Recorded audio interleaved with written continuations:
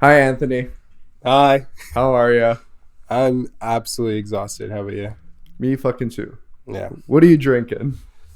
Um, it originated in 1862. It's water.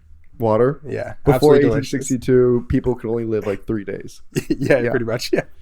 Uh, Ladies and gentlemen, Anthony is guest number two who does not drink. So we got water, and because we both worked this morning, I have a monster today. So Yeah. Shout outs to us and shout out to non-drinkers because in Toronto, it is a very uncommon thing. I don't disagree with you, but also Toronto is a place that I've met the most people who don't drink. Interesting. Yeah, when I first moved here and people were like getting to know me, they always thought it was so weird that I didn't drink. And I'm like, Mm. yeah, I'm like I I don't drink. Like I'm sorry. And they looked at me as if like I had 3 feet, and I was like, man, you're the weird one. Like I'm It's normal. Yeah, I Yeah. mean, it goes with the people thinking like you probably do drugs, you probably smoke, you probably Yeah. drink. Yeah. Goes with the aesthetic and Yeah, no, I get all that. that. I get that one a lot, but Yeah. I don't, you know what? I've never really thought like, how do I really feel about that? Like, you know what I mean? Like, How do you feel? Let's you know what I let's mean? figure it out Like, right now. because it's like, is it an insult? Because it's just like, oh, because of your tattoos, because of like the way you look, I just assume like you do a lot of drugs and like you Mm. must drink, and it's just like, well, no, I don't know. I mean, like those. I mean, like depending on what drugs. Like someone came up to you and were like, "I think you're a crack addict because you have tattoos." It's a little bit more Yeah, insulting, yeah. but like Do you twitch a bit? a little bit. Yeah, But I think like I don't think most people most people will say it, they mean it in an insulting way because I don't think they look at it as like a bad thing because they probably drink and smoke and whatever too. yeah, Um, but it, I mean, we're always judging books by their covers. Like that's it's no, marketing at the end of the definitely, day, right? Like yeah, like people who look at me will probably be like, or like he's like I've gotten this like you're an artistic guy, yeah. and They said artistic. he did say art. It Okay. does, I've gotten both, but I've gotten both. But in this sense, artistic, Fair. and they're right. Like I do appreciate Yeah. art, and I guess like, but I also like, and I think humans, generally speaking, try a little bit to pursue or present an appearance that Yeah. is indicative of the person they are on the inside. Why tattoos are associated with heavy drug use. I feel like there's a historical thing that Right. backs that, like motorcycle clubs, like Yeah. all that shit from back in the day. But yeah, it's an interesting one. But I've always been like a firm believer in like why I don't drink is like and why I don't do that stuff is I feel like my personality to begin with isn't one that like even though I consider myself extremely introverted, like if I meet someone, there's like scarcely a person like that I haven't been able to get along with because I have so many like I've like vast interests in a lot of different things that like doesn't matter who you are, like I'm sure we can find a common ground in something that like being interested in. I don't need that like extra courage of like alcohol or like drugs to like make me this like certain way and like present this like whatever. Have you have you just never been a drinker, or like was there a point where you're like I'm done with that? No, I used to drink in high school, like Okay. but strictly like I went to a high school that was not in the best area. Sure. And like but I like lived in a good area.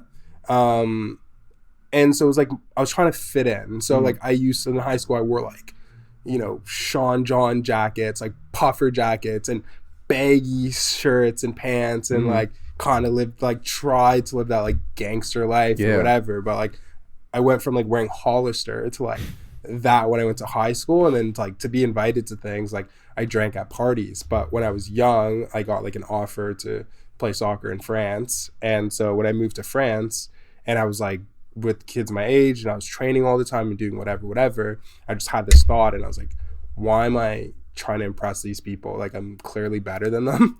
So I was just like, so that's like my whole mindset change, where it's just like I like spent all this time trying to impress other people, where it's like I'm kind of doing more with my life and like doing better. So it's just like I was like, oh, I don't need to drink. And then I just never drank from then. So I probably stopped drinking at like 17 or whatever. And then in my adult life, I never did it. And everyone's just like, oh, you don't do high level athletics anymore. Like, why don't you just start drinking now? Like, for what? What are the benefits of me drinking now? So the only thing I could get behind though is like, smoking weed or whatever, like to like chill you out, whatever. Like I did that during COVID for like to go to sleep and anxiety or whatever, but like it's not something that's like a need. It's like were you the kind of person that weed helped your anxiety? No, I think it was like placebo wise. Like I think it was like I thought maybe it did, or like I feel also like maybe it helped my sleep, but I felt like when I did smoke weed to sleep, I was like turning off the TV and trying to go to sleep. I wasn't doing that before. I was like, oh, I could maybe just turn off the TV and try to go to sleep like a normal person. So, but like I only stopped smoking like last year or something, but it wasn't like an everyday like kind of thing. But I like convinced myself that I was gonna have a brain aneurysm. So I'm very like I can easily talk myself out of stuff. And a lot of people were dying of brain aneurysms. I had a headache for a week and I was like, oh, I'm next. And I was like, I should probably stop smoking. And then weirdly enough, like I didn't have headaches anymore. So I was like, yeah, maybe I was going to die, but we're still here. I mean, I don't know about the brain aneurysm specifically, but hey, if it made you feel better, that's a reason enough. That's my thought process, man. Like it's just, you never know. Fair. I stopped smoking weed because it made me viciously anxious. Like I smoked a lot like one specific summer. And then I would meet new people and be like, oh my God, let's go smoke. And then smoke, and then suddenly I would start like psychoanalyzing them way too deeply. And then want to break down their personalities and end up hating them by the end of the hangout session. And I think that's like the common thing when it comes to like people that smoke weed is like people just kind of go and they just buy it. But I feel like if you educate yourself, you can kind of understand a little bit more, which I didn't. Like when I met my girlfriend, she was a bud tender at a dispensary. So like her weed knowledge was crazy. So I learned about THC, CBD, DBT, like all these different things where it's like you have your hybrids or you have this that's more dominant in this, and like this is the percentage of this, and this will make you feel this way. And there's so many different variations that people don't really understand, where it's like when I was smoking, the stuff I was smoking, literally all I did was relax my body, and that was it. My mind was fully functioning. I could do whatever, but my body would just be in like a state of just like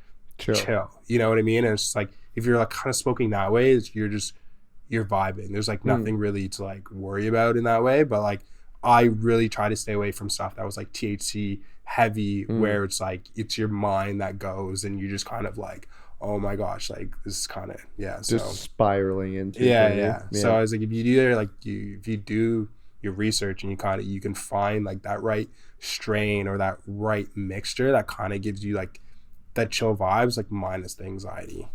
Fair. So, awesome. Well, we jumped right into it, which is great. But the way that I start all this off is by saying, Anthony, what do you do? Who are you? Tell the people give a little more backstory. My name's Anthony. Born and raised. Currently unemployed. No, just kidding. Well, technically today, you're employed. Yeah, I am employed. Today was my last day at. I might believe that. So we love it. We love it. I've been playing mind games with everyone, but today was officially my final day. I moved to Barrie tomorrow to start a new life. Got a nice house out there, and I'm starting at a new restaurant out there. So, I'm looking forward to that. Restaurant management. It's kind of all I guess that's who I am, but not so much. It's kind of what I do, but who I am is like super into fashion and clothing design and stuff like that. And that's kind of like the route that I plan on going in. Mhm. This is just kind of to fund that essentially. Fair. So as you touched on earlier, you played soccer in France for a while. How did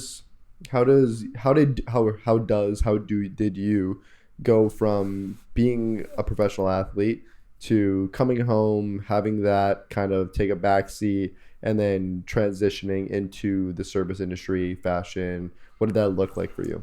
Yeah, so when I was coming back from playing in Europe, I was just kind of in this state of like, I have 6 siblings, and I was missing graduations, I was missing birthdays, like all these like different things, and it was just like my family means so much to me, and especially my younger siblings. I was like the one that they looked up to. Like my little brothers wore like my soccer number for their soccer numbers. Like I was who everyone wanted to be. Mm. But I wasn't there for my siblings. Like I wasn't watching them grow up, and to me that was like that really affected me. And I've always thought that like I'm supposed to do something else with my life. Like there's something I'm supposed to do to like better this world. Outside of soccer, I was like, yeah, you can do whatever, but the most you do is donate money. Like, what are you really doing? Some of them, yeah, for sure, like Yeah. building schools and after whatever. But I was never going to be making Rashford $85 Corps. million a year. Yeah. You know what I mean? I was like, I was chilling. Yeah. My contracts were like $350K a year. Like, no, you know what I mean? Like but it was nothing in the millions. No. So You need to be making some serious cash to go to Africa and make you a know what I difference. mean? Like to Yeah. be making that kind of difference. So I decided to like come back to Canada. Didn't know what I wanted to do when I got back. Weirdly enough, like I applied at a shoe store, like a soccer store. As you do. I didn't get the job. Really? Yeah. And I was like, this is crazy. It's probably the most qualified I've ever been for a job and I did not get it. And I was like, this is, it was in Oakville. So I feel like there's, other things behind it. But yeah, so I was kind of trying to figure out what I wanted to do. I ended up getting a job at like Sport Check. So I opened the Sport Check at Square One. I opened the one at like Sherway, and I was in like footwear sales. So I absolutely love doing that. A really cool thing is like, I have a buddy named Peter. Like him and I worked at Sport Check, and they really tried to keep us apart because madness together, and we both used to play professional soccer. We like had that soccer background, and one thing we noticed was like Sport Check didn't really have like great soccer shoes. There's always like a replica or whatever, and it was like 2 pairs. But if you ever went on their website, you would see that they have like the authentic pairs of whatever. So we were like, hey, listen, like we think this could be a good market. Like these are the shoes you have on your website. Let's bring them to the store and see how they sell. So one of the first shoes that they brought out was like Neymar dropped a shoe with Jordan, and it was like this like zebra shoe or whatever. I remember those. You know what I mean? Yeah. The super flies. Yeah. And it was his first signature shoe. They did a cycle of like, I think it was like 12, like 2 size runs or some shit, and sold out in one day. And they're like, oh.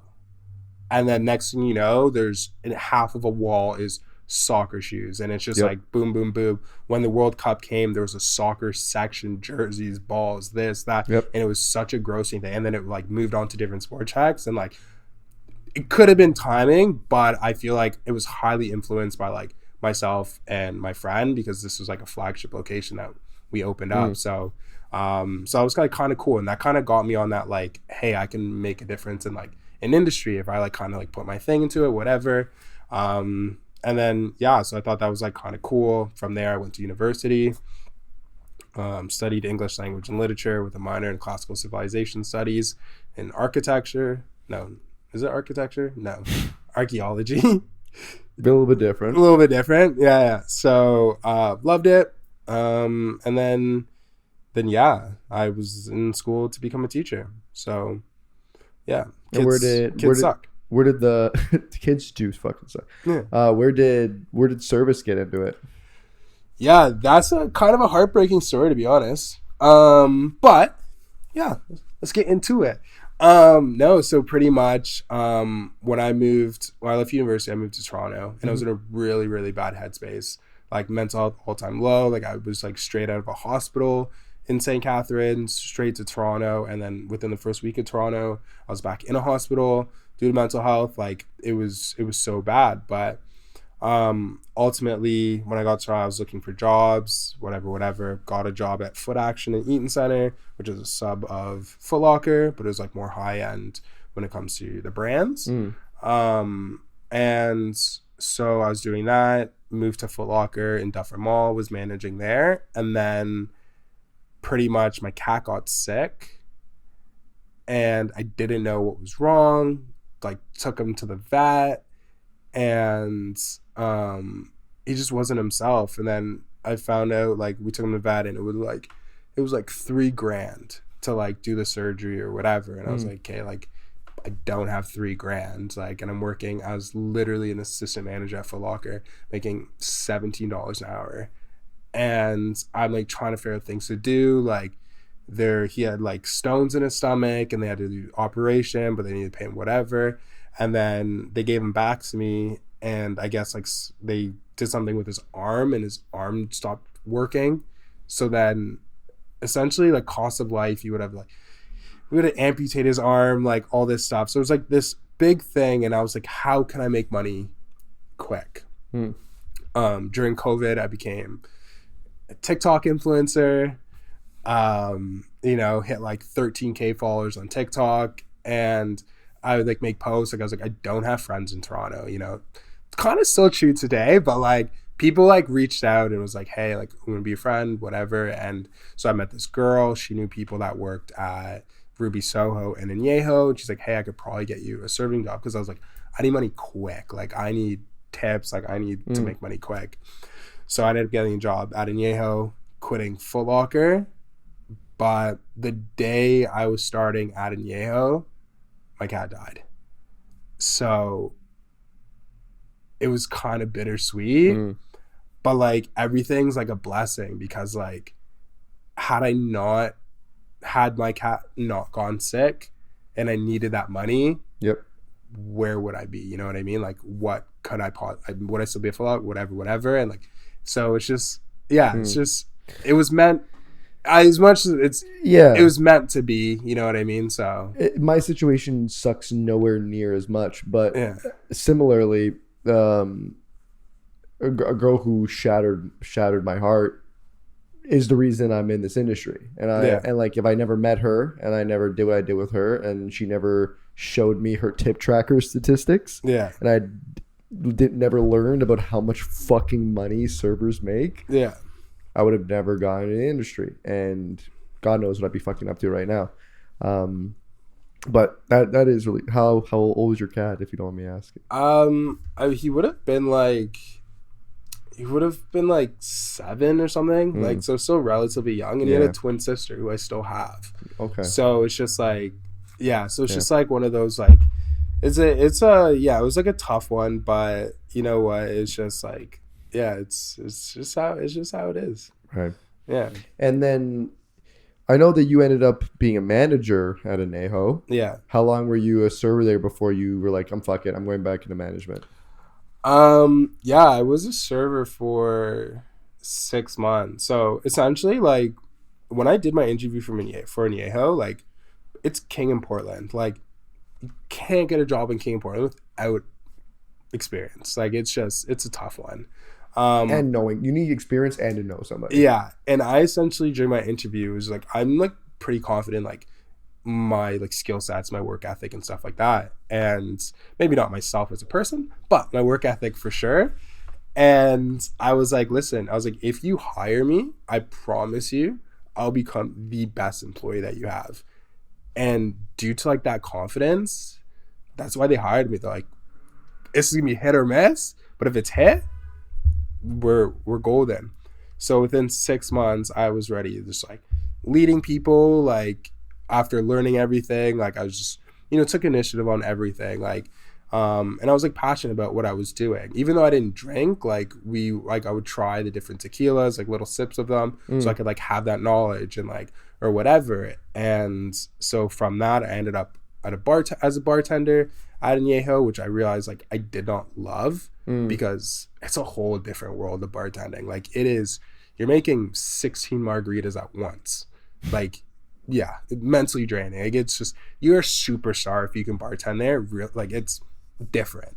So but because of that, like I went into management and just same thing, like did what I wanted, did everything I needed to, and then they're like, hey, listen, we want you on the management team. And I said perfect. And I'm not big on like, oh, I need, this much money, whatever. Like I like stability. Like I like benefits. I'll take a massive pay cut for benefits. Dentist, it's expensive, so I did it. I loved it, but there's just some people just make shit suck so much. So you kind of lose that love, and then when you're not appreciated or like things start XYZ, you just like you're like, ugh, you know what, it's sometimes it's just time. Yeah. So yeah. Okay, and going back, but delving as deeply as you want to, and more so into the way that you are now, touching on the mental health aspect of everything, from being in a place, and you can again go into it as much as you want or don't, that you were in to where you are now. What steps have you taken from being a guy who had to be regularly hospitalized to being someone who, from what I can see at least, has like you have yourself under control and you know what you need to do to be in a decent place? Yeah, no, therapy, man. Fair. Yeah. I'm so pro therapy. Like there's a lot of people that have like a lot of like issues and they know that they like struggle with, whatever, but they won't seek help. And that was like my biggest thing for the longest time was like, I don't want to be seen as broken. I don't want to have this like stigma of like, just like, oh, this guy, he's meant, there's the bipolar guy or like, there's whatever. And I was like, I didn't want people to define me as, what I'm diagnosed with and stuff, whatever. So that was like really kept me from therapy. But I was down so bad during university. Like I had to see a therapist or like I would not be here today. And through all the conversations with like psychiatrists and therapists and all that stuff, we really like found out that like, I'm diagnosed, I have like severe social anxiety. I have major depressive disorder. I'm bipolar. I have borderline personality disorder. Like I have all these things, which I didn't know I had.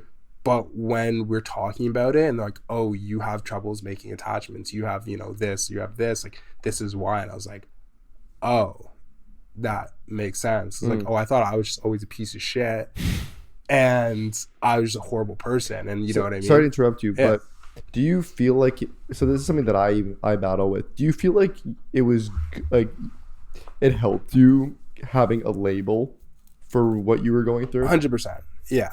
Because it's no longer a question mark, right? You continuously think that like you are the problem and like, or like things aren't meant to work out for you because of whatever. But it's just like when you have that, you're like, oh, this is kind of why. Like it's still partially you, but there's like reasonings behind it, like which a level of detachment. You can kind of understand yourself a little bit more, and when you understand yourself, you kind of know what to avoid. So like for me, like one of my big things was like financials, like financially like struggling, like put me into a massive spiral, and in university, like I was paying for school full time. I was paying for my house. I was paying for my car. I was working full time and I was in school full time. I also played for the university soccer team. So I played games on weekends and I trained 3 days a week. And it was like, there's very little time for me to be me and like to make enough money to like pay for everything and to like stay on top of thing, which like caused like my car to be repossessed, like, and which would, if my car is taken away, then obviously I'm gonna have a breakdown and then I'm gonna like lose my mind. Like it was all this thing. And then, you know, that's when I started focusing on like stability. Like I need something stable and I'm not settling for like anything less. And then, you know, when positive vibes, like I am probably like the best person when it comes to like keeping positive people around me and just washing out negative people. Like not even negative, but people that don't necessarily like benefit my life in a way. Like if you have a lifestyle that's like crazy, if you're like partying every weekend, you're doing coke, you're doing all this shit, like we're probably not going to be we're not going to be close. Yeah. You know what I mean? Because I'm also like, I have like empathy for people. So like if you're out and I see your like your Snapchat, your Instagram, you're just like going crazy, like I'm gonna be worried about you.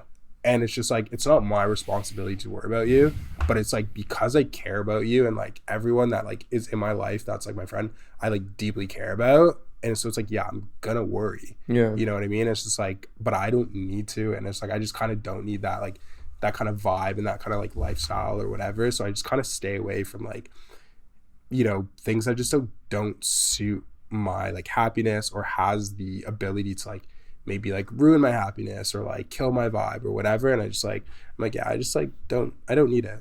Yeah. Fair. So yeah, it's a big mindset thing. I was heavily medicated at one point. Let's be real. Sure. Let's be real. But I would turn into a zombie and Yeah. I didn't love it. And then it just became a mindset thing where I was just like, when I started realizing and I started like putting priorities and putting my priorities differently, and I was like focusing on different things, that I was like, okay, cool, like I'm feeling better. Whoa, this is crazy. Like, oh, this negative person, okay, bye. Like, oh, and like it's just positive people and it's like uplifting people, encouraging people, and I'm like, wow, I feel so good about myself. Like I feel I'm doing great. Like thank you so much for acknowledging like how well I'm doing. You know what I mean? Like one of the nicest compliments is, you know, that I've ever received is, you know, someone like saw me like, wow, you look so happy now. And it's just like, yeah, thank you so much. You know what I mean? So it's just like, I feel like it's a really big mindset thing. And like people are stronger than they think. Like the mind is capable of doing unreal things. And if you just really like, in both directions, you know, it is. Yeah. So, but I was like, you are more powerful to like tell yourself to like not do something or to be like, you know what? I'm not today, you know? Yeah. But people just succumb to what they're used to, so. Yeah. I realized today how bad my trauma is from my old job, because a manager came up to me and was like, hey, can we just chat tomorrow? Immediate, my fight or flight kicked in, my stomach dropped. I was like, I'm done, I'm fired, I'm gone. And then I went up to them later. I was like, hey, just what's it regarding? He was like, oh, just want to check in, like, oh, good thing. So I was like, okay, yeah, you know that. But yeah, I freaked the fuck out. But like, because I have a kin background and because I have my chronic fucking injuries, I try to relate a lot of mental health stuff to physical health stuff. Yeah. And when it comes to physiotherapy, if you don't do your homework, you're never going to get better. Yeah. And when it comes to mental health therapy, if you don't make changes and do your homework, you're not going to get better. 100%. And because my body has been, we don't know, for so long, I'm caught between, do I want to know what's wrong with me just so I know what's fucking wrong with me and we can treat it appropriately? Yeah. Or do I not want to know because as soon as I know, now I'm the guy with blank? Yeah. Like the only thing right now that it could be, which there's like less than 1% chance that it is this, but could potentially be, is ankylosing spondylitis, which is like a chronic inflammatory disease. Sorry. Spell that. ANKLYSIONG,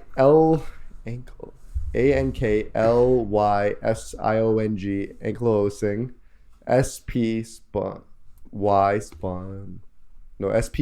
SPON, dylitis, ankylosing spondylitis. Fair enough. I'll watch it back later and see if I got that right. But basically, it's an inflammatory disease that your spine starts, the vertebrae start fusing together. Oh yeah. And it like destroys your mobility and everything.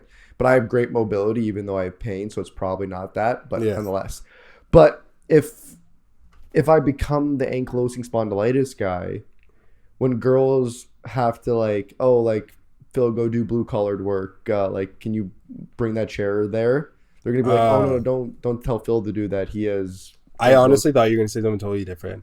I thought you were gonna say something about like you're not able to like arch your back or something. You know, like I like. That's honestly what I thought you were gonna say. Like, yeah, no, fair enough, man. Can't throw it back anymore. Fuck. Hey, listen. For some people, that's a real problem. Right? Yeah, no priorities. Yeah, I can't bring you the chair. No, sorry. No. But ultimately, like you can use my excuse all the time. Yeah. So listen, it's 2024. Carry your own chair. But like, here's the thing. Like, there's something. Call it toxic as you will. There's something in me that goes, no. I should be carrying the chair. Yeah, and why? Like, but it's less about the male female aspect of it, and more about the if someone asked me to carry a chair, I never want someone to have to step in and be like, no, like don't make Phil do it. He has issues. Make someone else do it. Yeah, like, I would just feel so shit in that moment. No, and I get that, but like you also like you have to realize like companies also have like a disability act. Like they're, you know what I mean? Like if you have like an injury or you have whatever, like there's precautions to like, or you know, things to accommodate XYZ, but like, you know, no one, if someone comes in and, you know, they have some sort of disability and they can't do something, no one's going to hold it against them because they like can't do it, or, you know, no one's going to expect them to prove themselves to like, hey, like, you know, pretend to be this, you know, and potentially put yourself in a situation in which you may hurt yourself even more just because you don't want to be known as like the person with that, you know what I mean? Other people won't do it to me, but I'll do it to myself. Yeah, but ultimately what I'm saying is you shouldn't. You know, like you. But I don't, and that's my thing. Like I don't want to feel held back by something that I can't control. Yeah, right. You need to put yourself in more situations in which you can't control. I have a fear of uncertainty. That's what therapy discovered with me. So I don't think that is a super likely situation. Yeah, but I try to put myself in situations that I'm uncomfortable. Yeah, but. And I don't need to be in control of everything, but like I don't need things to be done my way. Yeah. But the idea that I can't do something that other people can do bothers me. Yeah, you can't play in the NBA. Does that bother you? No, because I don't want to play in the NBA. Yeah. It was like a good example is bartending, for example, right? Like staying on the well for a really long period of time aggravates my back because, and also not for anything, that the bar at fucking that place is so poorly ergonomically set up. The fact that we're reaching up to do shit's ridiculous. Yeah. But beyond that, but like I'll be like, no, like I'm fucking doing this, even if it bothers me. But anyways, tying that back to everything, in the same way that you said that, like, you were glad that you knew that you were told what the problem was so that it was something that you could work on and work towards feeling better with. I feel like if with something like that, for me,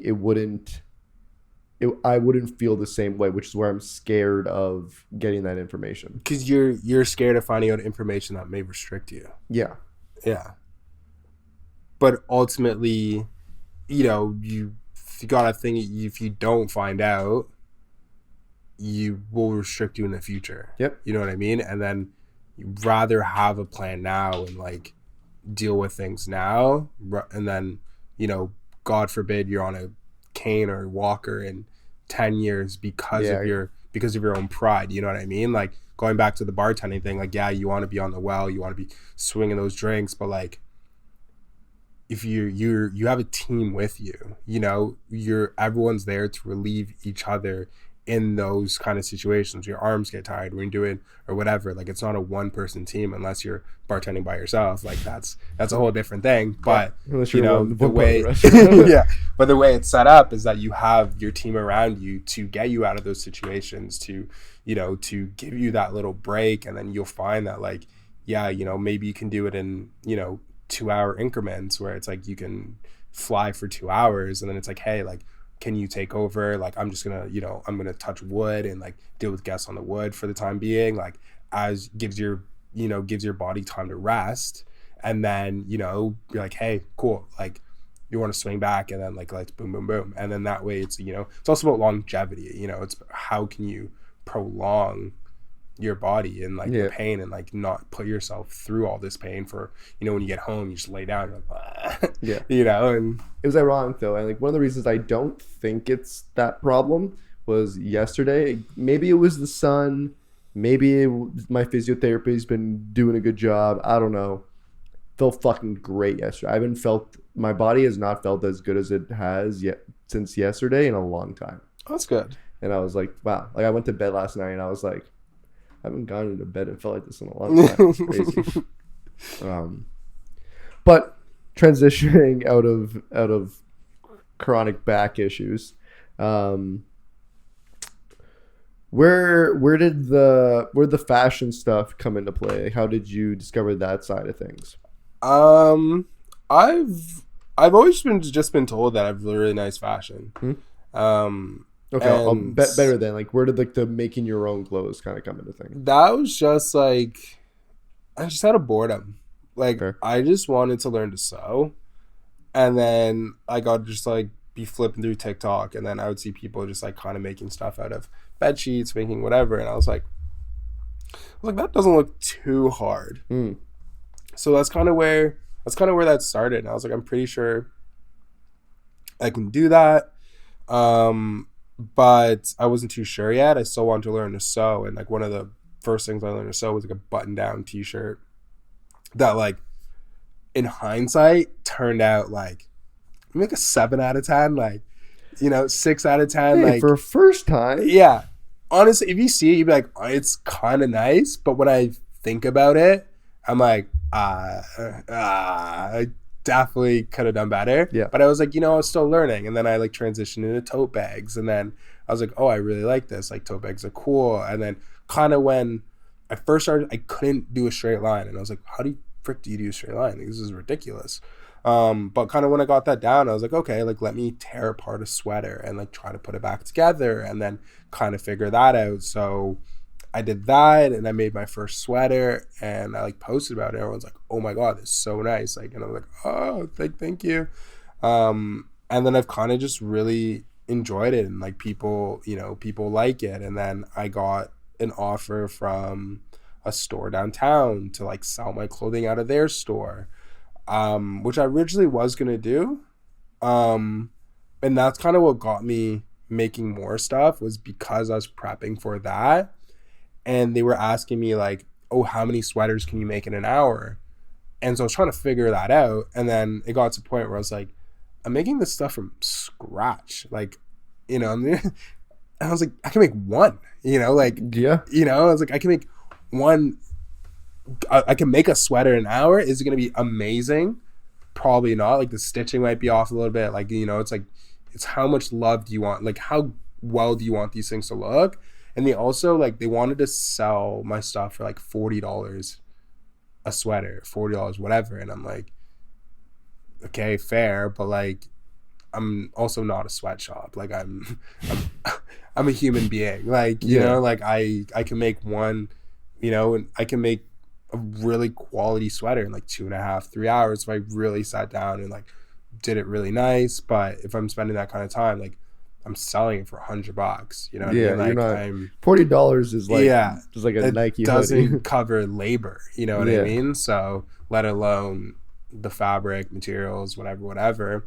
So then I started experimenting with like cutting up pre-existing sweaters, combining with other things or whatever, because that takes less time. So then I learned that I can do like 3 of those sweaters in an hour. And then as I was like learning this stuff and doing more and more, then I was like, oh, I'm actually getting better by pushing all this product out and like doing all this, learning this different stitches and whatever. I got a serger which does like stronger seams, like all this, and it's just like through all of that I kind of realized that like I don't need to I was like, I don't need to sell myself short. Like people want this stuff, and not even necessarily that it's like stunning and gorgeous, but it's because like I'm making it and people like respect me in that way, and they're like, we just want a product that you made because like we love and appreciate you. So it's like, so that's just kind of cool. And also, like, I mean, the way that this place sounds, it sounds like they wanted to have a one-man factory just pumping out these cool things. But then like I feel like people are gonna be like, it's cool, but I'm also like, for $40 they might buy it, but for what it's worth for your time and effort and everything, they're probably just gonna be like, you would probably enjoy your craft more just like having an Instagram page that you're like, I felt like making this sweater today. It's really cool. I think it's awesome. Who wants it? And then someone's gonna be like, fuck me right now. Yeah. And then that's the thing too. Like everything, all the materials I used are, upcycled from Value Village or Facebook Marketplace or whatever. And I like, do the blankets, and I turn the blankets into, so I source those, and I like try my best to find those specific throw blankets. And like there's so many different throw blankets, and like I picked one up yesterday, and it's a Harry Potter one. I was like, yes, someone's gonna want this. 100%. Like, I have a Leafs one that I'm like waiting to start because someone will want that. My buddy's girlfriend is a diehard Leafs fan, and like she loves the clothing I make, and she wants to learn to sew and whatever. So it's like, I'm gonna use that one to give to her, so it'll also inspire her to actually get a sewing machine and to like make her own stuff, because it's something she wants to do as well. So it's just like little things. I just bought my dad a sewing machine because I was sewing, and he used to sew when he was younger, and like he saw like my passion in it. So like I was like, he wanted me to thrift him one, but like, my dad's getting older. I don't know, I think he's turning 59 or 60 or some shit like that, but he's not that much. Yeah, he's not that old, but he decent side. His his vision's not what it used to be, so like threading a needle's hard. So I was like, okay, well, I'm not gonna thrift one, like I'm gonna buy you a new one, because new ones they thread themselves. So so he got him that. I bought him like sewing, like a sewing kit for like a bunch of different threads, this whole case, whatever. Brought it to him, and then when I saw him like the next week, he was like, oh, look at these pants I sewed up. And he was so proud of what he was doing. And it was like, my dad gave me that feeling my entire life growing up, and it was like, it was something different. It's like give back to my dad, where it's like he's so proud of what he's doing, and he wants to like show me like what he's done. So I was like, that's kind of cool. So the whole like making clothes, it's just like kind of gone full circle, and it's like become like more of like, it's become such an emotional thing, like attachment kind of vibe, which it kind of makes me a little bit more passionate about it. So that's awesome. Yeah, I have a question that I will ask you after the break. See you in a few minutes. Class. And we're back. I was gonna say before, is the fashion and the sewing and everything something that you're willing to change your outlook of from a passion to, because from what I've seen in life is that every time I try to take one of my passions and try to get financial gain from it, or turn it into a monetary benefit, or whatever, however you want to say that, I end up losing a bit of the passion for it. It becomes a bit of a chore, it becomes a job, whatever, which is why I've always said I would rather have a job that I enjoy and a life that I love, rather than a job that I love and a life that I enjoy. Okay. So do you think there is a world that fashion can be your only job, or do you think that would take the passion out of it for you? No, I feel like that's ideal. Like I've always wanted to be like a model, but like I'm not attractive enough to be a model. And yourself, but it's you're not something, 6'2", that's the problem. Yeah. But it's definitely possible. Like my goal with like, you know, this whole fashion thing now is like, you know, if you look at my TikTok, it'll say like, you know, 28 is in brackets. And it's like, that was the last time I was like posting on TikTok. So like I'm turning 32 in November. So it's like, it's been a while, but I still have like, you know, 12.5K followers on TikTok. So I want to rebrand my TikTok into like a fashion TikTok and like really like kind of work towards that, like brand deals. Like I have a lot of friends that are like athletes or actors or whatever, like professionally or whatever, right? You know, that I can like send them stuff and like have them wear it and like be like, oh, like where'd you get that? And it's like, oh, it's this guy, you know, and like really try to like focus on that. And I think like with my move to Barrie, like and having this new job, like I'm not working ridiculous hours anymore. You know, the last 5 years I've been working, you know, 4 p.m. till 3 a.m. or whatever. So it's just like you cannot really build a life and like start a business or like have focus on anything else other than that and trying to sleep, you know. So so that's kind of like my goal now is like I'm gonna have this time to do these things, to look into opening an Etsy shop, opening this, or like how to really monetize this or how to get better quality out of what I'm making, to and just really sit down and like, you know, learn new patterns or like try new things. And I'm gonna have the space to do it as well. So I really want to use this opportunity to like make these TikToks, to do these things, to grow the brand, you know, Facebook Reel, Instagram Reel, whatever, and just really grow it. And I think I have a really good chance of being successful solely based on the fact that I keep such good people around me that it doesn't faze me. You know what I mean? Like since I've started this thing, like I think like 5 people at Cactus, you know, own something that I've made, or like I have a list of like 13 people that like want something, you know what I mean? So it's just like I have that support from the people, like from my family, from you know my girlfriend's family. Like I have all this support and people wanting products from me, and like it's just like it's nice because no one has asked me for anything for free. You know what I mean? So when you're like doing stuff like this and like you're growing, like people want free things and like, you know, whatever. And like, but I also don't believe like, I don't believe in heavy prices, high prices. I understand we're in a world where like shit's expensive. Shit's expensive. Like people don't have money. So like when I sell my stuff or whatever, like I know I was saying like, you know, $40, like they're gonna sell my stuff, but like I'll ask a person and be like, they're like, oh, how much do you do this for? I was like, how much do you want to pay for it? And then whatever the number they give me, 9.8 times out of 10, I'll be like, okay, cool. You know what I mean? Like sold a sweater 2 days ago, $100. You know, one of the sweaters I made early on, asked the person, it was like a collab sweater between like a blanket and a regular sweater or whatever.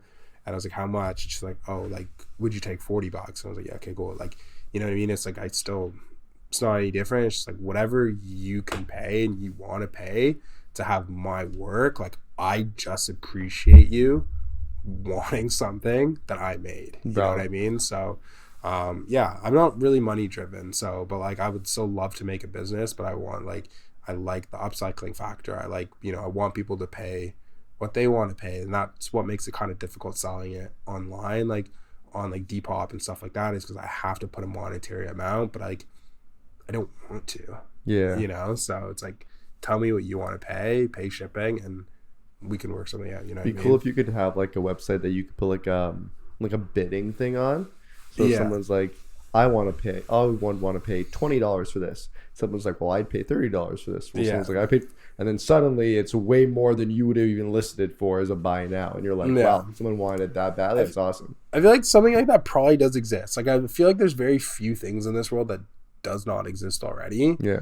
And I feel like, you know, that's like such a good thought, and like that's definitely something I'm gonna look into after this and like kind of see, because I love that aspect of it, of like, hey, you just bid on it, whatever you want, throw some money on it, call it a day, whatever, and I'm cool with it, you know. So I mean, technically that's what eBay is, right? But, I feel like, I don't know, I feel like there's gotta be something more like fashion centric that you could do that Yeah, with. some shit like that. But we'll see. Do you know Ethan Glenn on TikTok? No. White man does he's a brand called Every Other Thursday. Okay. Really cool, like just very, very like solid basics. Like Yeah. anyone could take one piece and it would just slide into a wardrobe easily. Yeah. And he's been able to have probably, I mean, I don't keep up with it that much, but like he probably has between 20 and 30 items in his inventory. Yeah. And because he's a personality on TikTok, he's been able to make a full living off of it and do brand deals with like Ralph Lauren and stuff. Yeah. And he's a guy who he's handsome, like he's good looking, but he's no model. But he's been able to be a model because he became a personality for it. Yeah. And I feel like you could definitely hit that point. But are you concerned that potentially you'd have to make your products more general friendly and like more like basic to appeal to a wider range of people, or does that doesn't concern you in the slightest? No, it doesn't concern me because like people that want the norm aren't my people. Fair. You know what I mean? Like my fashion is like, I mean, I'm wearing black jeans right now and a white t-shirt, so I'm really basic right now. But you know, I was. You see Anthony on a regular basis. Yeah. You know, I was wearing a golden goose outfit, a custom sweater. You know, so it's like I'm more like my outfits are like more outgoing, and it's like those tend to be the people that kind of want those specific things, and they want to look different. They want that different vibe. They don't want that, you know, sweater from H&M, from, you know, Uniqlo, whatever. They want something where it's like, you know, I think everything I make is a statement piece. It's a conversation, you know, like the amount of times I'm stopped on the street on a basis is just unreal. And it's so bad that like I can easily probably get stabbed or because I just feel like someone's gonna just compliment me, you know, because it's just like I'm just so unaware, and it's just I'm so used to it because it's just like, but I never think that I look that amazing where people are gonna stop me on the street. But it's just like different, like, you know, it's not a Montclair jacket, it's not a Canada Goose jacket I'm walking down the street in, you know, when I'm wearing Air Force Ones, like it's different things and it's like a different style. And it's just like I just get a lot of compliments, and it's because of that difference. And that's what I want to do with my fashion, is like be different and make pieces that make people feel different. And will, you know, if you're wearing something I made, like someone's gonna stop you, hey, like, where'd you get that? You know, like you see the tote bag like I made Yvette, like that's a one of one like patchwork denim tote bag wrapped in plastic. Like she's walking around with that, people are like, where the hell did you get that thing? You know what I mean? I think in the best way possible. I have never been able to pick out where any article of clothing you've ever worn is from. Yeah. But that's the best way. That's on purpose. Oh, so fair. And I'm like, my dad taught me a lot, like growing up, is like when it comes to brands, like you don't want to wear big labels. Because that's free advertising for these brands. They're not paying you to advertise for them to, you know, get people to buy their stuff. Like that's just free advertising. Louis Vuitton, Gucci, Nike, they're unreal with it when they just do the monogram, every little thing. You're like, Gucci you know exactly what that is. And it's just like, you know, and I don't want to ever be that person, you know, like I'm just like wearing what I'm wearing, and it's just like you kind of won't know where it's from, because it's just like I just kind of like it that way. And it suits me, because could be $3, could be $300. Yeah, literally, yeah.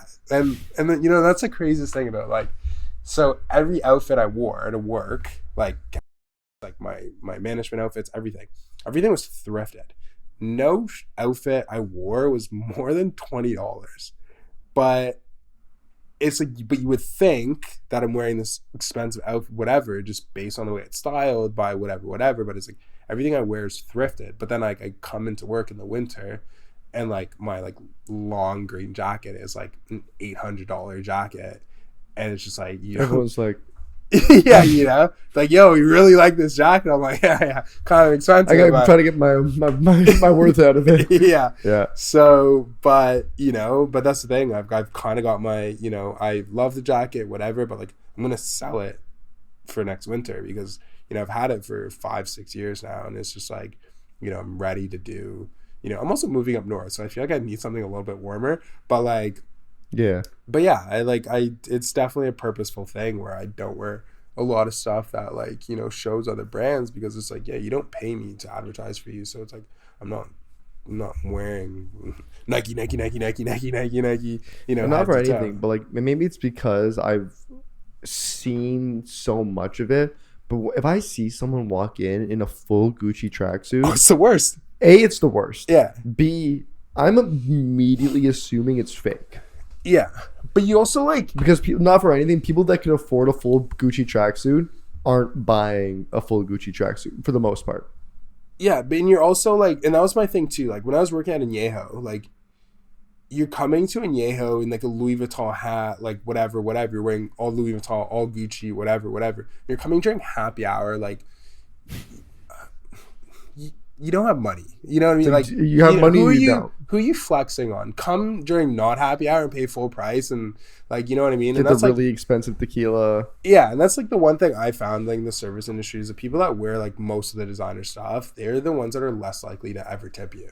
Mm-hmm. And I thought that was the craziest thing, but it took me a long time to learn that. And you know, someone told me once, like people have like statement pieces, like they'll have like one piece. It's like Yeah. a hat that they wear with every outfit, or they have like a wallet, or they have the side bag that they rock with every whatever. And it's just like when you take away like the brand name of like, you know, Gucci tracksuit, whatever, it's just a fucking tracksuit.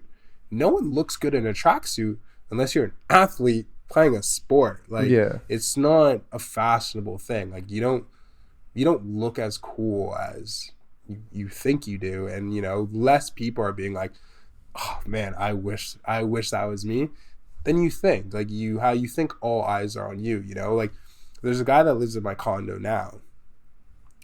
Brother, this Lamborghini that this guy has, absolutely stunning.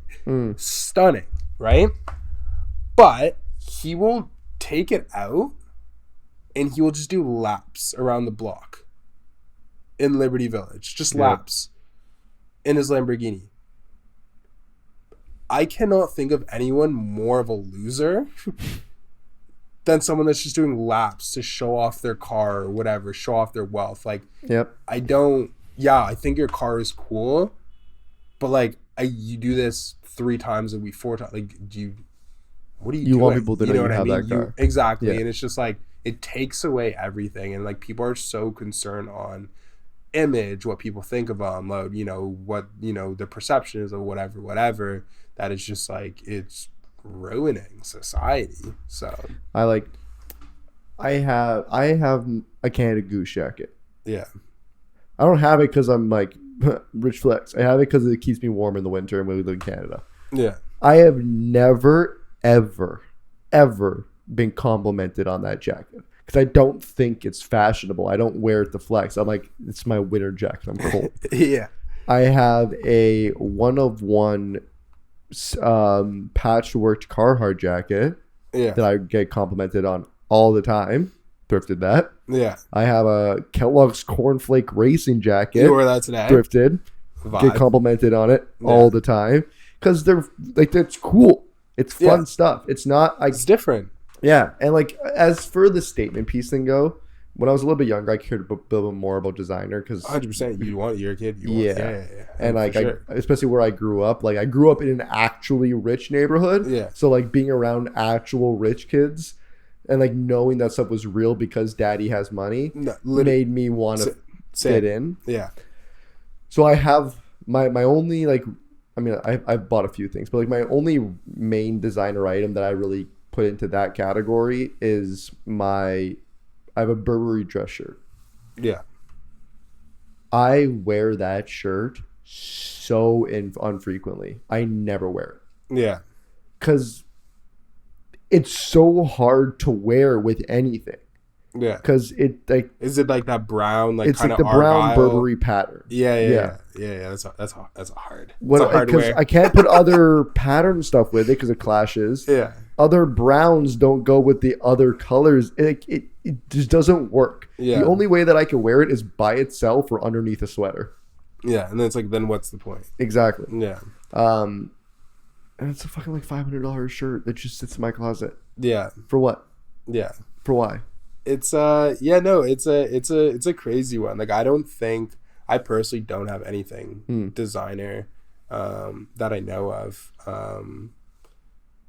Yeah, do I? I mean, I have like Supreme, like balaclava, but Yeah, I like a Supreme t-shirt. that's kind of but, like that's kind of like whatever. Streetwear. And then I have like a Goyard wallet, but like that was like gifted to me. But like, yeah, but I agree. But like same way. Like my friends like growing up are all rich, like super rich. It's kind of ridiculous. And like, you know, my like best friend in school, like one of my best friends in school, like he would drive a Hummer every day to school. Open the trunk, 2 TVs flip out, PS3 in the back, like, and we just game on lunch. Like the money that people, it was just ridiculous. Like the Mercedes, BMWs, and like I walked to school. You know what I mean? Like it was just a different kind of thing. Like people from like my neighborhood are like in the NFL, they're in the NHL, they're like high. Like it's just like they're so well achieved from like where they came from, and it's just like, you know, you have that when you start off, you know, Start off high, end off you high. know. So I got caught up in that same thing. Like I was upset. I wanted my first car to be a BMW. My parents like, get fucked. Like, you know, like, No. you know, so, but I was so mad at my parents because of it. But I was so caught up, you know, in that like impressing other people thing. And then as I got older, and I was like, for what? Like you don't need it. Like it's just not, different priorities, you know? Yeah. So it's kind of where I'm at now. And I'm just kind of vibing. Yeah. Fashion over style over fashion. Yeah. Yeah. Yeah. Wearing something over like It wearing you. wearing something, you know? Yeah. And also I think Gucci as a brand has fallen off so fucking severely since like the mid 2000s. Yeah. Like I have not seen an article of Gucci other than maybe the wallet, because it's just a fucking G. Yeah. So sure, have your wallet, have your clutch, whatever. Yeah. But I haven't seen a Gucci item that I've been like, yeah, it's pretty drippy. There's one Gucci collab that literally to this day, StockX, I'll get notifications on price drops, Oh yeah. because the moment that hits a price that I want, it will be purchased. But it's a Gucci Mickey Mouse collab, and it's one of the wallets that like just hits different. It's just Fair. stunning. But yeah, man, that's just kind of, yeah, that's my journey on fashion. Fair. Yeah. To wrap out, because we're probably into like the last little bit now. You said something at work to me the other day, which I've thought about probably every day since, because it made me just fucking laugh. When you said to me, you're like, I'm mad that people don't think that I'm queer. Yeah. Which Yeah. was, I don't know why I found it so funny, but it was hilarious to me. Because growing up as someone that everyone thought was queer that isn't, Yeah. I never assumed that there'd be someone on the other side of that spectrum where they're like, why don't people think that I'm kind of gay? The fuck? And I'm like, Yeah. why does everyone think that I'm kind of gay? So, like, Yeah. elaborate on that a little. No, fair enough. No, I think as well, like, there's a really big perk in coming off queer. And, you know, I'm not saying, you know, to mislead people, but people are more comfortable with people that are queer. You think? I think so, especially girls in general. Girls, I agree with. Girls are much more comfortable with people that are queer because you're you're considered softer, like more warming or whatever, there's high probability that you're not just going to try to fucking rail them or whatever, right? But for me, like, my thing and like why I'm so open about like and why I want people to know that I'm not straight is because my entire life I was just Anthony, straight athlete, like macho dude, whatever, Yeah. like, that's who I was. Tattoo sports bitches. Like masculine, Let's go. whatever, right? Yeah. But like, there's people that are bullied a lot for who they are or whatever. And like, I'm someone that definitely, like, people really get blindsided when they find out that like I'm not straight, like I'm not 100% straight or whatever, right? And it's just like I know I'm like privileged and the way I am or whatever, whereas like I can be like cis acting or whatever it is, and like I can just like hide it. But I think it's also important for me to be like, there are people who are like me that are just like, I think any guy that would meet me be like, yeah, that's a guy's guy, like that's a bro, like that's a dude.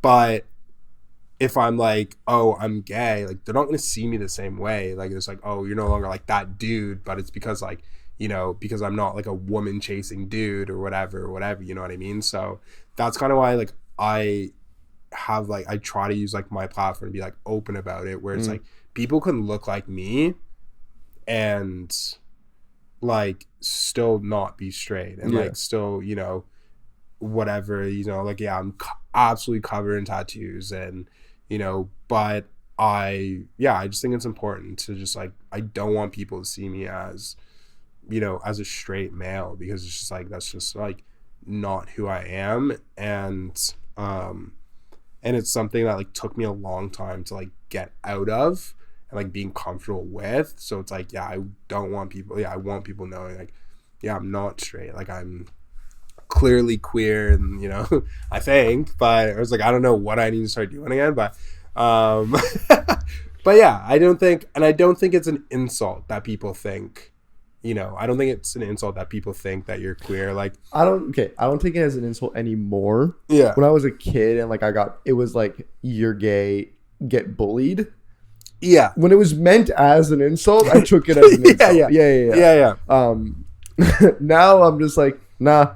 And they're like, okay. Then I'm like, I think it's endearing and like, like obviously whatever, you're straight, but I think like it's like whatever. I don't believe everyone is like fully straight or whatever. Like you know what I mean? I think like there's obviously the spectrum, there's things to it. Like it's just one of those things. It's like, don't knock it till you try it. But like I'm not saying fucking try it, but it's also like, if you think about it logically, as a guy, what you like when it comes to whatever, like handleable, whatever, like, so why is it a crazy thought to think that if a guy was doing that, like it wouldn't be the best version of it, because knows what you like, knows what you like, you know what I mean? So it's like, as I've said it before, say it again, dudes suck better dick than girls. Yeah, 100%. So it's like people are like, oh, a guy could never get me hard. It's like, man, on it, you think with your dick, it just put it in a hole, see what happens. Like it's just one of those things where it's just like,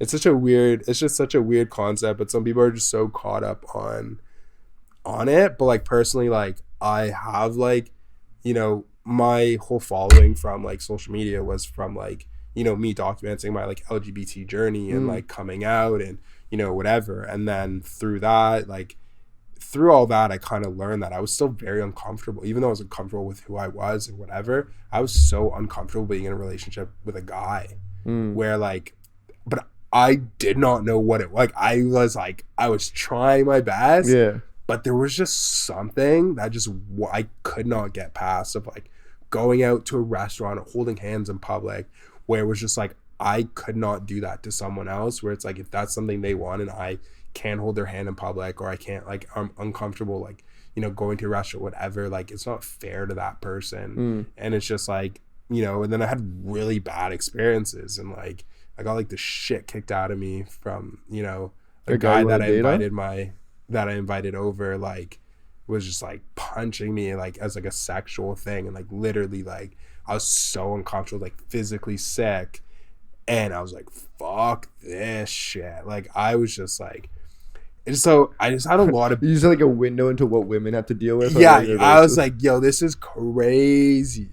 And then like I was like really trying to be monogamous, and like, you know, I meet a guy like, hey, like let's get to know each other, like, you know, whatever, and we're like talking, hanging out, like seeing each other or whatever, and like I think it's going so well or whatever, and then it's just like, oh, he's like going on other days. It's like, okay, cool. Like it's like we've been seeing each other for like 3 months or whatever, and it's like, oh, you're going on other dates, and it's like, oh, like then it's like a big thing of like being like, you know, non-monogamous and like, you know, all this shit. And I was like, I cannot not do that. Like I can't do that. Like, you know, like but it's more so because I like, not because I couldn't, but I just like value myself like so high, where it's like I'm giving you my time, like, and like my time is precious. Like you should value that and want to embrace that, and like, you know, same thing as like your time is valuable. I don't want to waste your time. And it was just wasn't like that. And then, you know, and I just happened to meet my girlfriend at that time, and you know, and it was just like, it's like, hey, you know what, here we are, you know, 3 years later, and you know, and I try not to like, you know, I still try to be open about being queer despite having a girlfriend or whatever. It's like I don't want people to still think it's like, oh, this is, you know, whatever, you know. So if you didn't meet your girlfriend or things were different, do you think from what you've experienced you could realistically have a flourishing monogamous relationship with a man? Granted, he didn't beat the shit out of you and treated you as you should be treated. yeah. Or do you still think there's something there blocking it? No, I think if I was who I am today, definitely Sure. I could, but I wouldn't be who I am today if I didn't meet my girlfriend. Valid. So like she is a person like gave me the most confidence. She's the one that encouraged me the most to like be my queer self. So like she like went with me to like paint my nails, like help me with designs, like did all this stuff, and like really embraced like me still being queer. Like I would try to walk through like the village and I would have really, really bad anxiety, like literally panic attacks, like walking through, but she would like try to walk through with me to like, and like hold my hand to like, hey, like listen, it's okay, because I would just get very overwhelmed and like overstimulated, and Just from walking through just the from village? walking through the village of like just like internal homophobia of just like being uncomfortable. And like she really still like she would push me to like make it through, or like to like hang around and like to try to be a part of the village and stuff. So like despite us being like, she still really helped me like embrace like my queer side and like support me through everything and whatever I was feeling and whatever, you know. Maybe not everyone is like that, but like, you know, Grant, she's also a social worker, so like Helps. you know, it helps. Even though you were in a hetero relationship with her, she didn't want you to feel like you couldn't still be queer. Yeah, she still wanted me to be who I am and to like not change who I am because we're together or whatever, and to still just like be open and honest and accept who I am despite being together. So, you know, Wow. Yeah, that's like such a wholesome. Yeah, that's awesome. And so you met her when she was a bud tender? Yeah. And is that when you were smoking weed? So you went in to purchase, and you were like, no, we met on Hinge. Oh, just yeah, like we met online, and then like we played the game of life at a park. Or Animal Crossing as well, because I was really big, and I became her sugar daddy in Animal Crossing, because like I don't know if you know bells.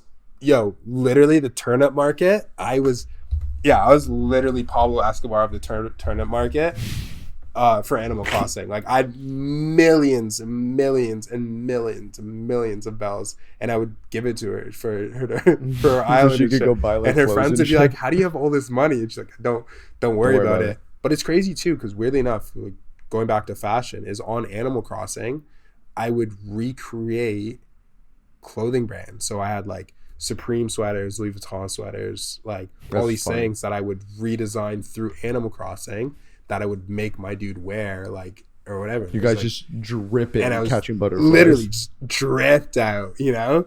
So yeah, so it was so it was kind of like, yeah, wholesome in that way. And you know, my girlfriend's bettered my life and I've bettered hers. Like, she was a bartender, I was at Foot Locker, then, you know, she went to another place and she was at a restaurant while she was in school, and like things weren't good. When we moved to Liberty, like she was working still at a restaurant and like trying to find a social work job, and like I was really just pushing her. I'm like, keep applying, like don't stop, like something's gonna come, and you know, losing hope. And she's like, we have to pay rent, and it was like this whole thing. And like I was like, you know, she was pushing me to go into the restaurant, she was pushing me to go into management, when I was like, you know, like she was like, you should do this. And it was like us really pushing each other to do these things where now we're both up. You know, she has a career, you know, in Simcoe with the county of Simcoe in social work. She works out of like the Barrie courthouse. Like, you know, I have my salary, my career out in Barrie now when we move tomorrow. Like, and it was all from us really like pushing and supporting. It's like, hey, if your money's not in, don't worry, I've got this. Hey, if your money's not in, I've got this. So oh no, okay, bye Phil. That was a quick 40 minutes. Sorry? That was a quick 40 minutes for the I guess battery. one of the batteries wasn't. But- I mean, we're 7 minutes away. Yeah. So here's the thing. I could honestly, I could change the camera or the battery, and No, we could it's talk okay. for another 7 minutes. They can just look at me. Or they can just look at you for the next 7 minutes. I Hey, think I'm that's just a- going to accept that one. No, but yeah, that's kind of the end of the story though. But yeah, I'm actually glad, because one thing I was glad we were able to avoid is astrology. You talk about astrology on all of the podcasts. And I'm like, oh, The ladies like astrology. it's crazy. I think it's such a cop out. I Yeah. think it's so fake. I feel like people use it incorrect, like in a way where it's like, oh, like my, you know, fuck, I was such a piece of shit today because my moon was fucking cycling Pluto and whatever. Like, it's just Listen, like when I this- hear shit like that, You know, like- even I yeah, I take I'm a step like, back. fucking grow up, you know. I feel like it's like interesting. If you ever talk to Nicole about it, Nicole's the craziest person to have. talk about it. We have spoken.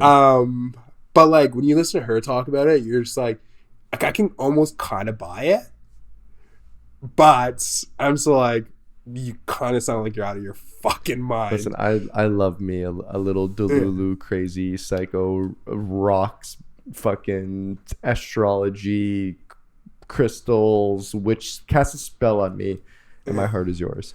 That's speaks volumes, man. Yeah, that'll be a conversation for us off camera. Well, Anthony, thank you for coming on. It's a pleasure. I'm gonna miss you dearly. Yeah, thank you. There's gonna be a gap left behind, and I'm not excited to have to deal with that. I know you guys can't see me, but thank you all for watching. Anthony, is there anything you want to leave everyone off with? Yeah, if you have mental health issues, seek help. Don't be scared to ask for help. Reach out to people around you. Everyone loves you. Everyone appreciates you.